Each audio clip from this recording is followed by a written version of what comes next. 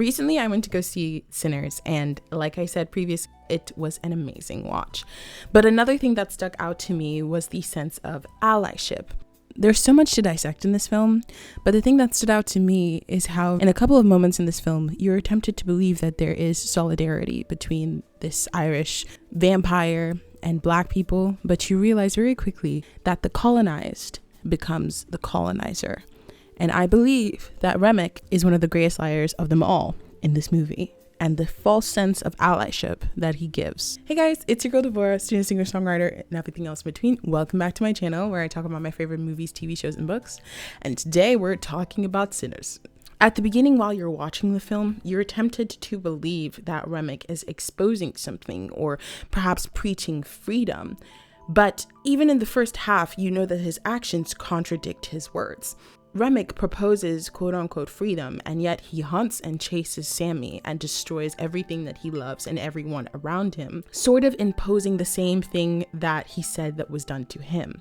When Remmick talks about his own life, he mentions the fact that Christianity, or perhaps maybe Catholicism, was the same thing that was taught to his people when probably he was a human being, at least we can speculate so. And so in that very moment, you have a sense of understanding that perhaps since he is of Irish descent, Remmick's people were also colonized. But in the same rhetoric that he spews out, he also becomes a colonizer himself. But let's start at the beginning. We first see the indigenous people that actually chase Remmick out because they understand by seeing Remmick that he is not what he seems. He is a liar. And maybe we don't know necessarily his backstory, but perhaps he tried to indoctrinate people within their own community, but they chased him out, which is very, very powerful.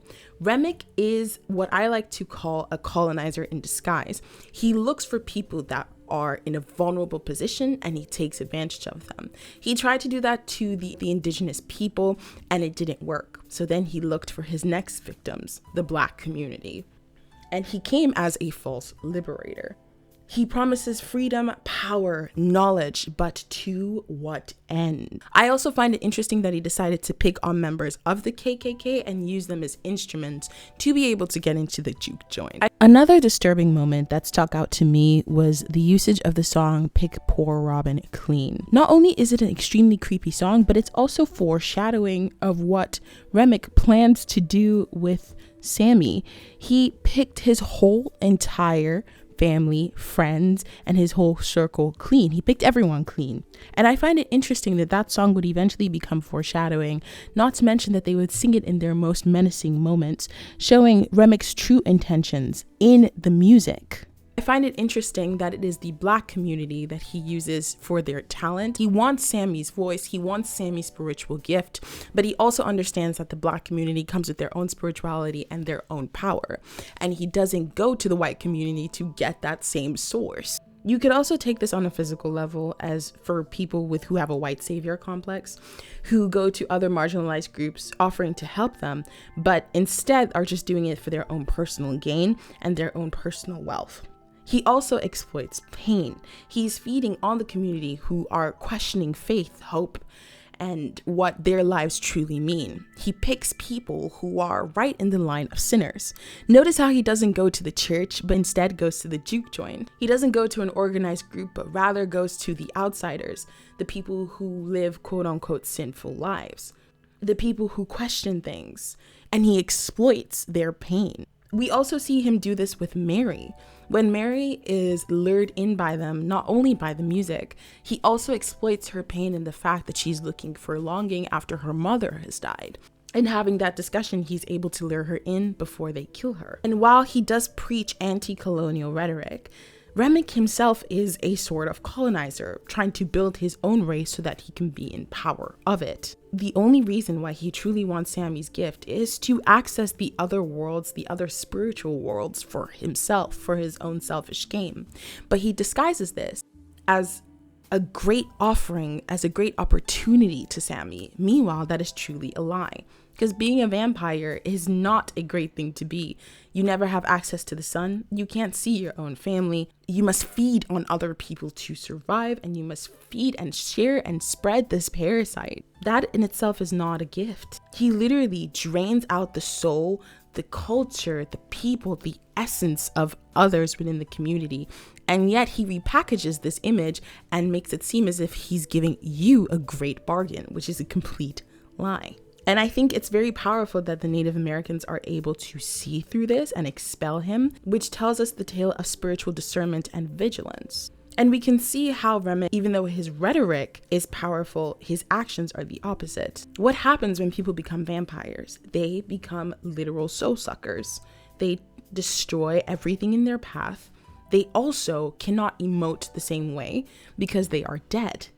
So when they try to sing songs like "Picked Poor Robin Clean," it sounds off and creepy because there is nothing that is as beautiful as life, even though Remmick is trying to fool people into believing that it is the other way around. This also can represent culture vultures in the sense of people who come with quote unquote great intentions to the Black community and instead suck out the literal soul, the heart, the drive within the music, within the culture, and they use it for their own gain, discarding people in the background and destroying their lives. The thing that I always found super interesting about this movie is how Sammy rejects this nonetheless.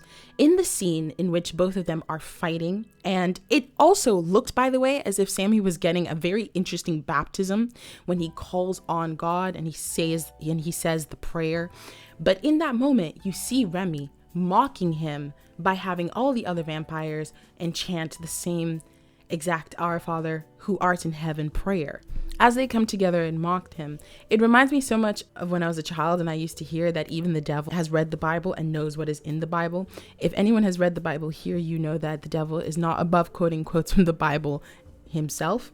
And I thought that it was a very interesting parallel in this movie. And yet still Sammy draws upon that faith and he doesn't let it go until the sun comes up and Remy is burned to death alongside the other vampire. Remy does not give into immortality. Rather, he reclaims his voice. And I think he does that with the symbolism of holding that guitar all the way to the church. I find it interesting that the piece of the guitar is what Sammy uses to hurt Remmick and actually dent his head. The fact that he uses his own voice and his own instrument to destroy a part of Remmick is very, very powerful. When Remmick is finally defeated, he takes that part of the guitar and he still goes to the church with it, but he doesn't let it go. This to me symbolized that Sammy was not ready to let go of his own talent, but instead went back to the place that he knew refuge, his faith. But still, despite his father's pleadings, he doesn't let that talent go, but he also doesn't sell himself to Remmick. He doesn't lose his soul. Rather, he goes away and keeps to his talent and uses it and spreads it across the world. To me personally, this symbolized a lot, but also a Black man reclaiming his own voice. He isn't trapped by the trauma of being in that same community and living the same life as his father and being limited as a person within his city, but rather he goes to find his own liberation and doesn't give himself to this vampire soul-sucking devil. I think in this moment you could say that he centers Black autonomy and he goes down his own path, which was very rare for people at the time. But also, not only does he center Black autonomy, he centers himself and doesn't sell himself, which would have been the easy rate out. He doesn't sell himself for power or the false illusions of Remmick. So therefore, he doesn't continue the same cycles in his family and doesn't live a miserable life as a vampire. There's so much more to say about this film. I think it is one of the most powerful films I've seen in a long time. But I also think that this movie shows us time and time again of what real allyship is and what false prophets truly are. But thank you guys so much for watching this video. I am really just wanted to get that out of my chest because I had so many thoughts. You guys tell me down below what you interpreted from this film. I think you can get a lot of interpretations from this movie depending on what your faith is and what you think the movie was trying to portray. But these were just my couple of 2 cents. And yeah, I will see you guys in the next video. Okay, bye.